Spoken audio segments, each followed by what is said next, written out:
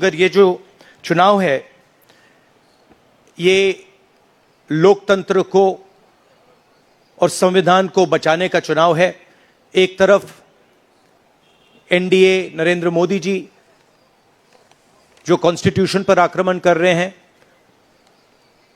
लोकतंत्र पर आक्रमण कर रहे हैं, इंस्टीट्यूशंस को कैप्चर कर रहे हैं, और दूसरी तरफ इंडिया अलायंस जो कॉन्स्टिट्यूशन की रक्षा करता है, लोकतंत्र की रक्षा करता है। तो ये चुनाव इन दोनों फोर्सेस के बीच में है।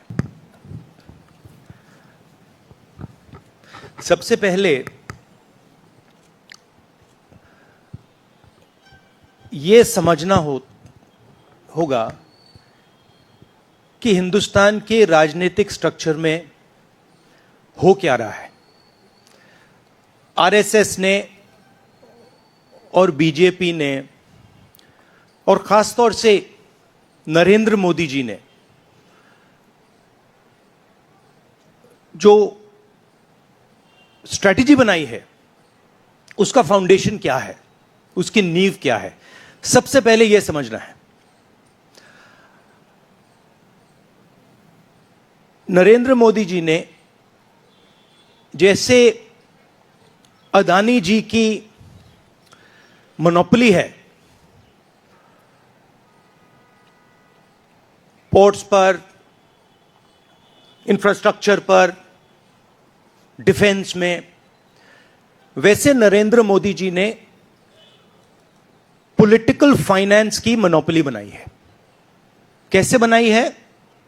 ED, CBI, income tax department का प्रयोग करके। अगर आप बॉन्ड स्कीम्स को देखें तो उसमें साफ दिख जाता है कि नरेंद्र मोदी जी ने, बीजेपी ने एक प्रकार से पॉलिटिकल फंडिंग एक्सटॉर्शन से, धमकी से, प्रेशर से बनाई है। खारगे जी ने कहा जो भी भ्रष्ट हैं वो सब बीजेपी में जा रहे हैं। उसका कारण है क्योंकि नरेंद्र मोदी जी चाहते हैं कि पॉलिटिकल फाइनेंस की मोनोपोली उनके हाथों में हो। अब हमारे बैंक अकाउंट बंद कर दिए, हमारे पास ओरिजिनल रास्ता जो था वही हमारा रास्ता है। हम जनता के साथ जाकर मिलकर उनके लिए लड़ते हैं। ये जो मैनिफेस्टो बना है, ये मैनिफेस्टो कांग्रेस पार्टी ने नहीं बनाया है। ये मैनिफेस्टो हिंदुस्तान की जनता ने बनाया है। हमने सिर्फ इसको लिखा है, ठीक है, और हमने सिर्फ इसको लिखा है। जो किसानों ने हमें बताया, खारगे जी को बताया, मुझे बताया, बाकी नेताओं को बताया, वो हमने लिखा है। चाहे वो रोजगार की बात हो, चाहे वो कॉन्ट्रैक्ट लेबर की बात हो, हजारों लोगों से बात करके हमने ये हिंदुस्तान की आवाज है, ये लिखी है। मगर जो राजनीति में आज हो रहा है वो क्लियर है कि सब पार्टीज को नरेंद्र मोदी, ईडी, सीबीआई, इन इंस्टीट्यूशंस को कैप्चर करके फाइनेंशियली मोनोपोली बना रहे हैं अपनी। और चुनाव के बाद रियलिटी है कि ये जो फाइनेंशियल मोनोपोली बड़ी इंटरेस्टिंग चीज है, क्योंकि सारा इंफॉर्मेशन, सारा का सारा इंफॉर्मेशन, किससे एक्सटॉर्शन किया है, किसको कॉन्ट्रैक्ट दिया है, कॉन्ट्रैक्ट देने के बाद उसने कितना पैसा दिया है, वो पूरी ब्लूप्रिंट, पूरी की पूरी ब्लूप्रिंट इलेक्टोरल बॉन्ड्स में लिखी हुई है। तो नरेंद्र मोदी जी ने आज नहीं तो कल ऑपोजिशन को पूरी chargesheet, proof sheet electoral bonds के थ्रू पकड़ा दी है। तो इसीलिए थोड़ा टेरर हो रहा है उनको, इसीलिए नंबर निकला है 400 पार। इसलिए ये महाराष्ट्र में हमारे नेता ले जा रहे हैं, हरियाणा में सब जगह हमारे नेता ले जा रहे हैं, क्योंकि इनको लग रहा है कि भैया अगर 400 पार नहीं 180 हो गई, 160 हो गई, 140 हो गई। 2019 में ये शुरू हुआ, आज ये एक तरह पीक पे पहुंच गया है। हिंदुस्तान के सारे इंस्टीट्यूशंस उनके हाथ में हैं, पॉलिटिकल फाइनेंस की मोनोपोली उनके हाथ में है, CBI, ED, income tax, EC, ये सारे के सारे बीजेपी के हाथ में है, बीजेपी के कंट्रोल में है। तो जैसे मैंने अपने भाषण में कहा, cricket match is a rigged match. Cricket match is not a fair match.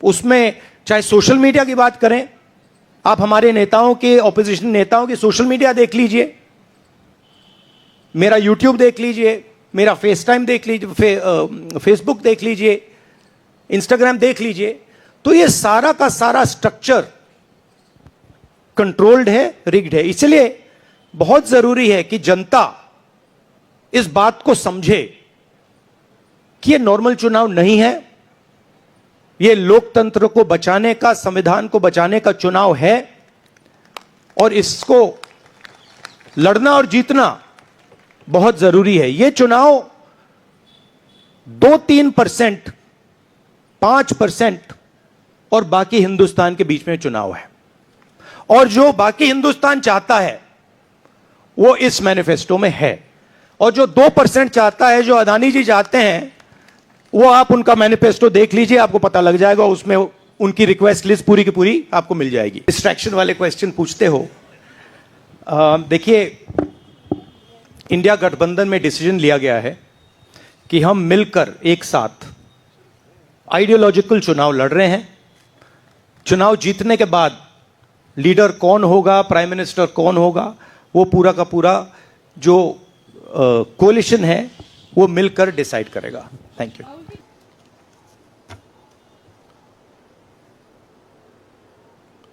आज हमारे कांग्रेस चुनाव घोषणा पत्र जारी करने के मौके पर कांग्रेस पार्टी के भूतपूर्व अध्यक्ष और हमारे चाहते नेता श्रीमती सोनिया गांधी जी और भूतपूर्व अध्यक्ष श्री राहुल गांधी जी और यहाँ पर पधारे हुए हमारे कांग्रेस पार्टी के सभी नेतागण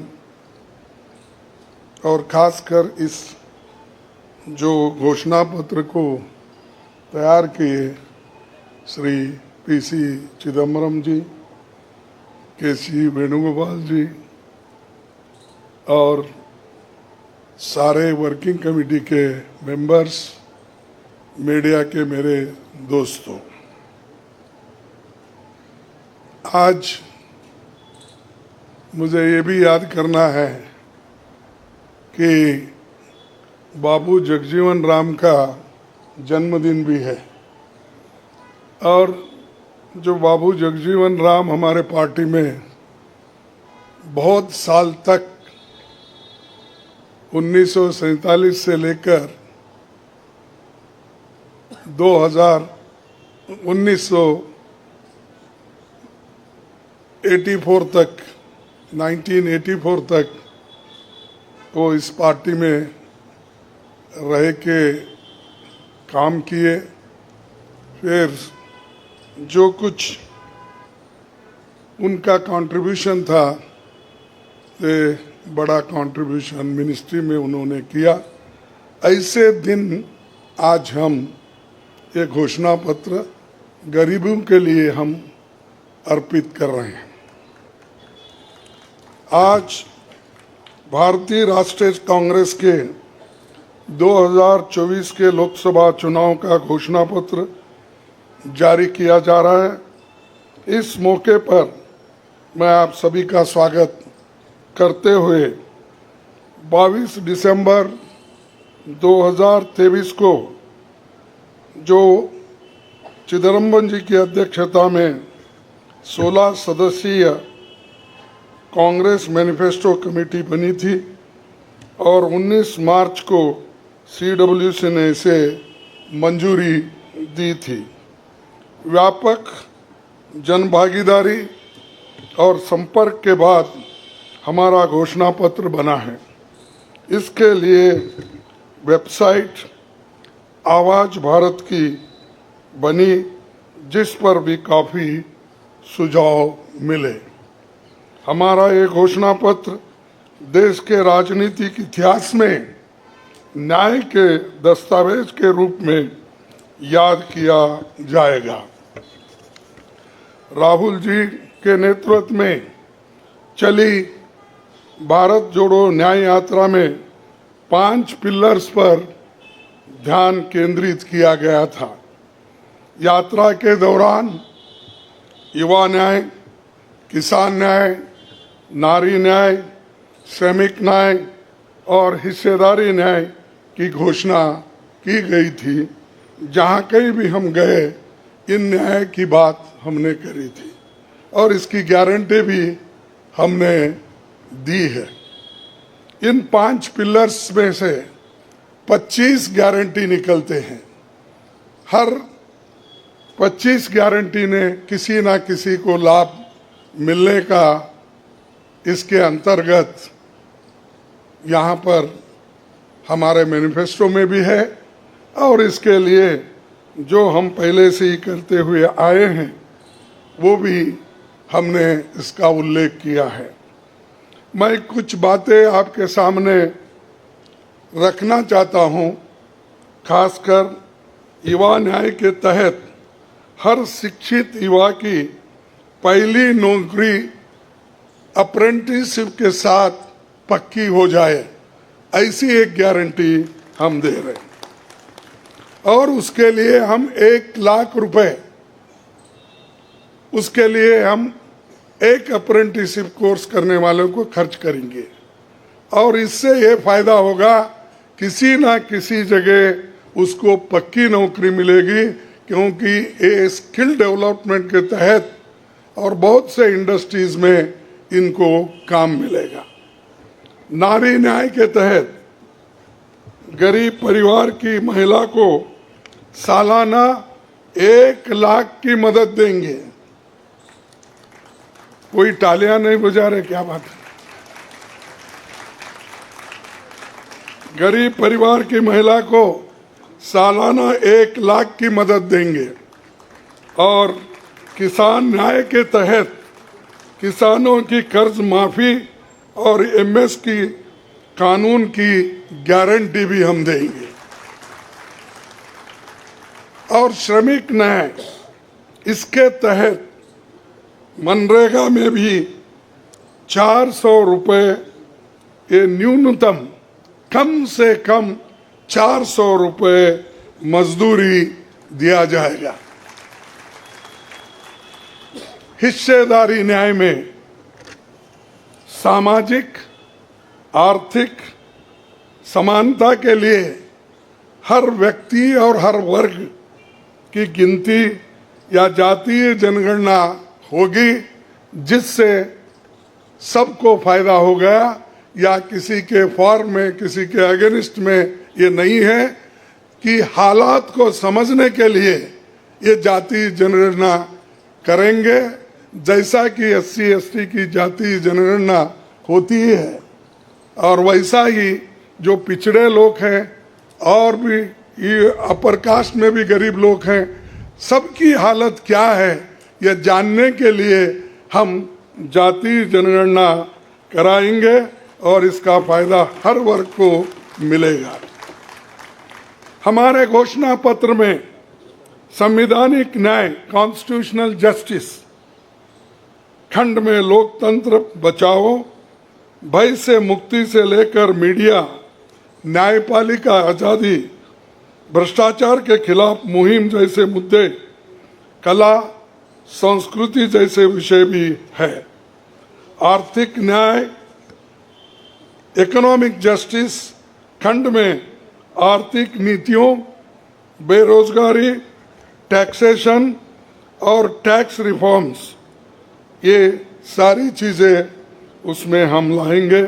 इंडस्ट्री और इंफ्रास्ट्रक्चर पर ठोस काम हम करेंगे। राज्य न्याय, जस्टिस फॉर द स्टेट्स, मैं संघीय विकास, पूर्वोत्तर भारत पर रोशनी हम डाले हैं और जहां कहीं भी फेडरल स्ट्रक्चर को धोखा होगा हम उस वक्त अपनी आवाज़ उनके साथ भी उठाएंगे और जब हमारी गवर्नमेंट आएगी तो उनको बराबरी का हिस्सा देंगे और ताकि वो पैसे के लिए तरस ना हो, चाहे वो ड्रॉट हो, फ्लड हो, डिसास्टर्स हो, इसके लिए नेचुरल डिसास्टर, इन सब के लिए फेडरल गवर्नमेंट को कानून के तहत जो मदद मिलना चाहिए वो हम जरूर उनको दिलाएंगे। उसी के साथ देश की प्रतीक्षा और आंतरिक सुरक्षा के महत्व को ध्यान में रखकर रक्षा न्याय की भी खंड है, जिसमें विदेश नीति भी है और विदेश नीति हमारी अब तक सफल हुई है और उसी नीति पे अगर ये लोग काम करते थे और ठीक ढंग से चलते थे और बहुत से मुश्किल हमको आज जो आ रहे हैं वो कभी नहीं आते थे। तो इसीलिए हम अपना रक्षा न्याय का देश की रक्षा के लिए पूरा हम काम करेंगे। आखिरी एक महत्व का बिंदु पर्यावरण न्याय भी देंगे। आप सभी से मैं अनुरोध करूंगा कि घोषणा पत्र को बारीकी से देखें, पढ़ के इसमें आपको भविष्य के भारत की शानदार नया तस्वीर दिखेगा और इसके लिए आप ठीक ढंग से आप काम कर सकते हो।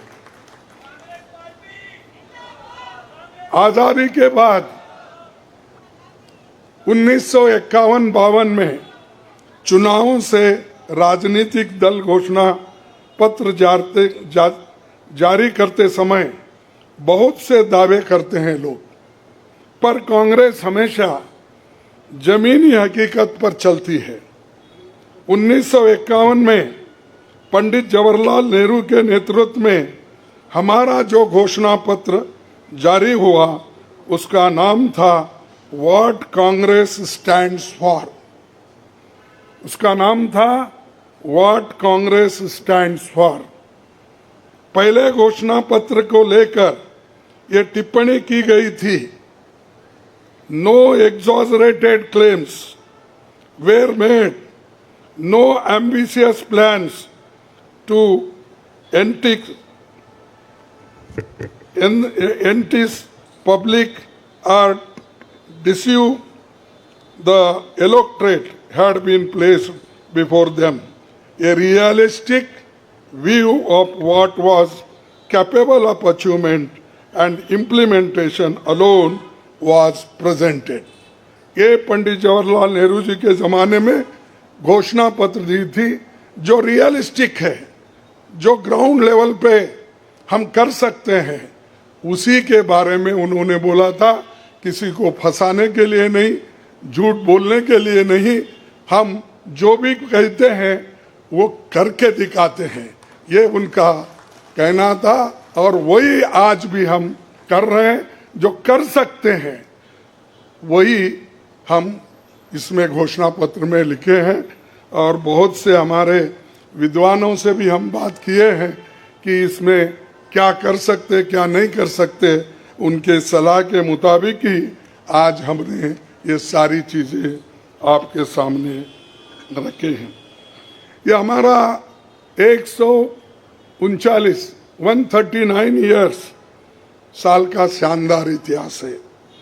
ये देश के सामाजिक आर्थिक विकास की गति को बहुत तेज करेगा। किसानों, मजदूरों और महिलाओं, युवाओं, गरीबों, वंचित तबकों के विकास के जो बंद दरवाजे हम खोलेंगे, क्योंकि एक मोदी सरकार में ये सारे दरवाजे गरीबों के लिए, महिलाओं के लिए, युवाओं के लिए बंद है।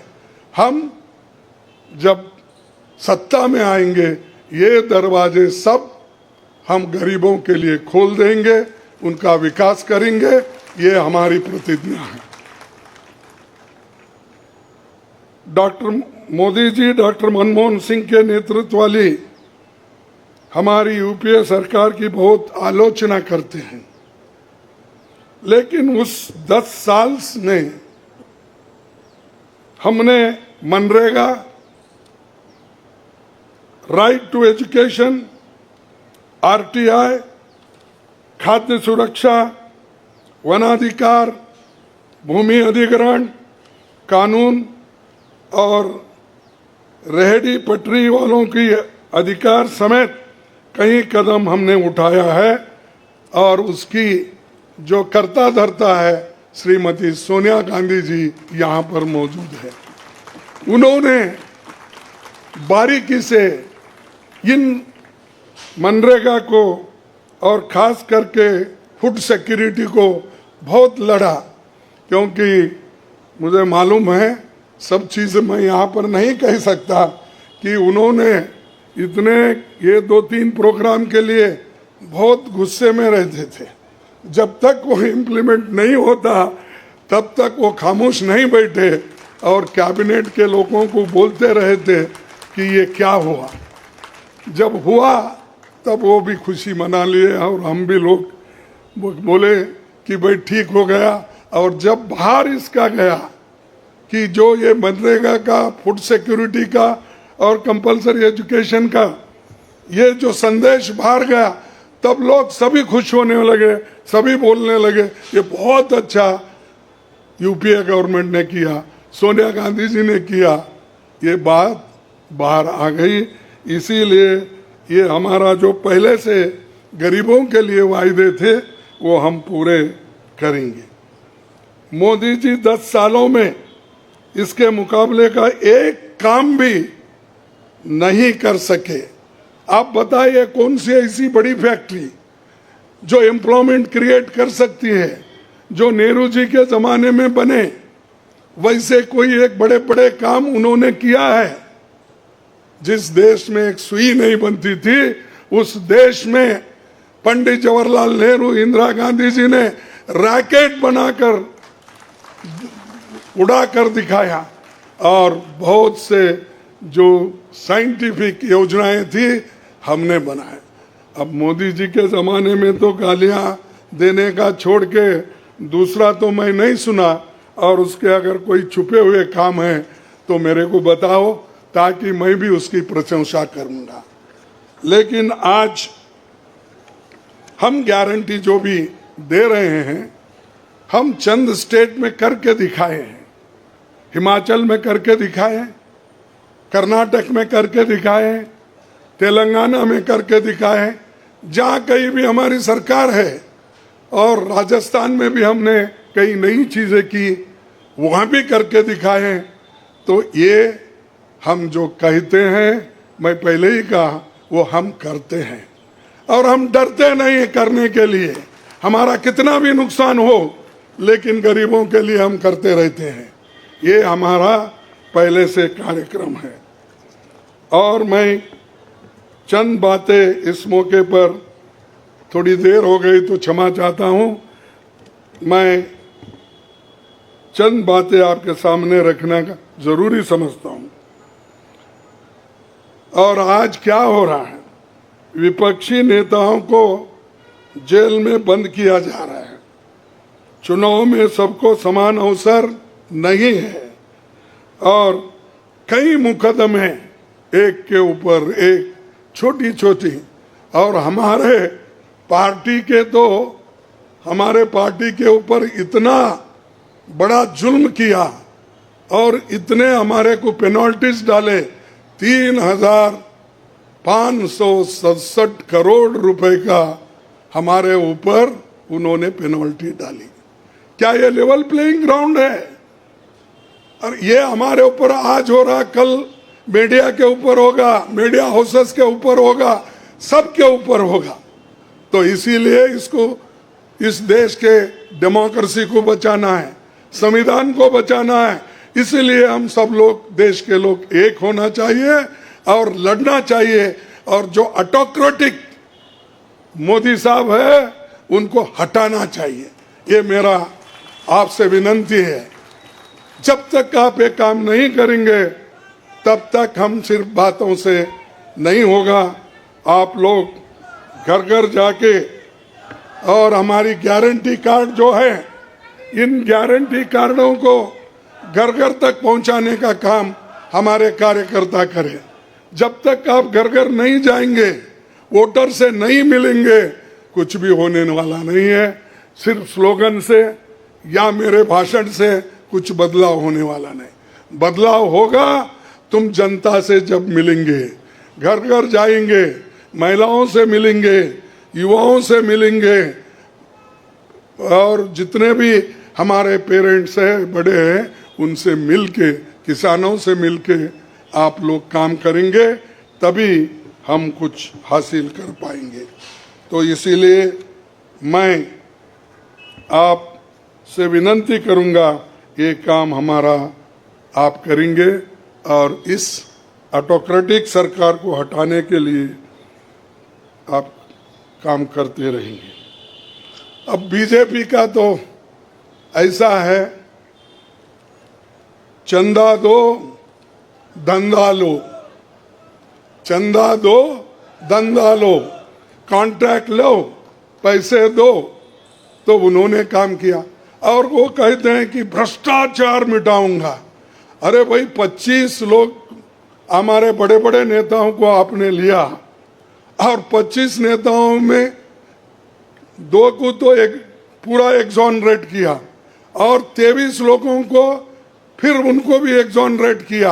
अरे शाह साहब के वॉशिंग मशीन में इतने लोग जो भी जा रहे हैं क्लीन होके आ रहे हैं, और भ्रष्ट लोग तुम्हारे साथ है, बदनाम हमको कर रहे हैं।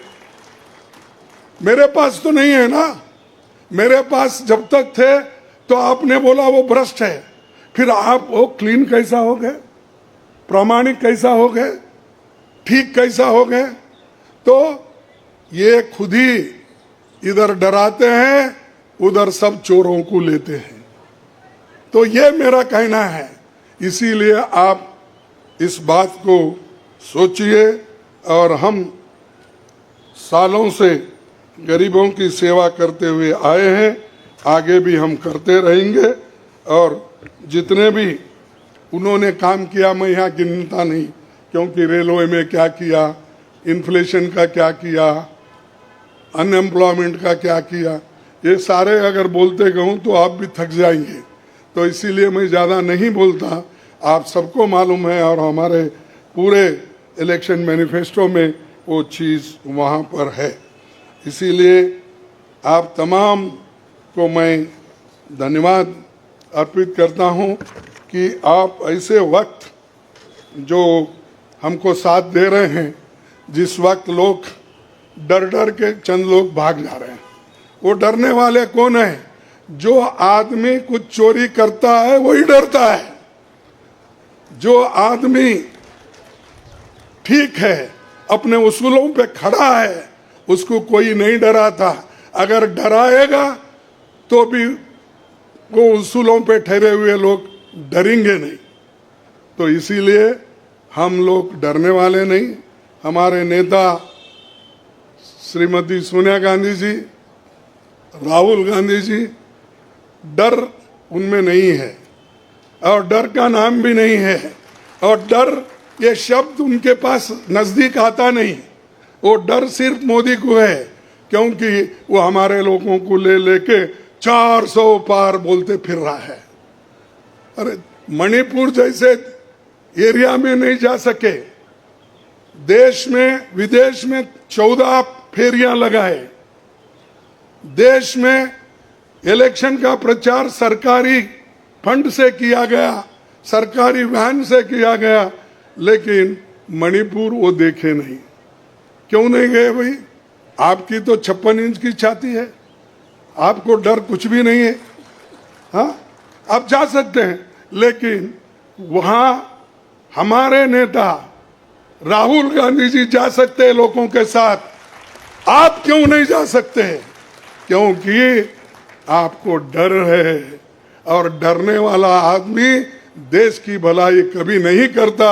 बाय चांस आया, अब आगे लोग उसको देखेंगे और आप भी मजबूती के साथ हमारे साथ खड़े होंगे। इतना ही कहते हुए मेरे 4 शब्द को समाप्त करता हूं। जय हिंद।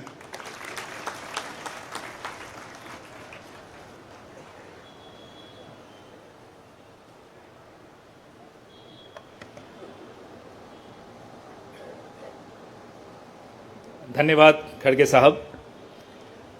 मीडिया के मित्रों, आपके मोबाइल पर सॉफ्ट कॉपी हिंदी और अंग्रेजी की हमारे न्याय पत्र की पहुंच चुकी है।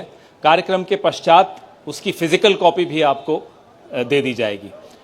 कार्यक्रम को आगे बढ़ाते हुए अब 10 मिनट आपके सवाल जवाब होंगे और इसमें अनुशासन रखिएगा। सबसे पहले एजेंसीज को मौका दिया जाएगा, तो एएनआई सबसे पहले अपना सवाल पूछे।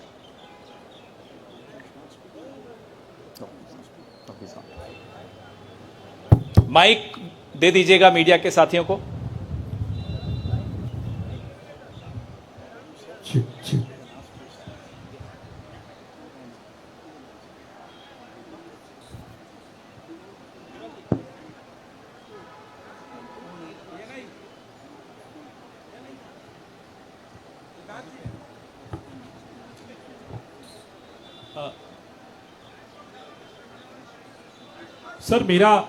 सर मैं सिद्धार्थ हूँ एएनआई से। सर मेरा सवाल यह है कि आप लोगों ने एक प्रॉमिस किया है अपने मैनिफेस्टो में कि जो लोग पार्टियां छोड़कर जाते हैं, चुने हुए लोग, उनके लिए आप अमेंडमेंट करेंगे, 10th शेड्यूल में डालेंगे कि ताकि उनकी मेंबरशिप अपने आप बर्खास्त हो जाए। क्या इस तरीके की परिस्थितियां जो आज बन रही है, खासकर आपकी पार्टी इसको देख रही है, इसको ध्यान में रखते हुए आप लोगों ने मैनिफेस्टो में इसको डाला है?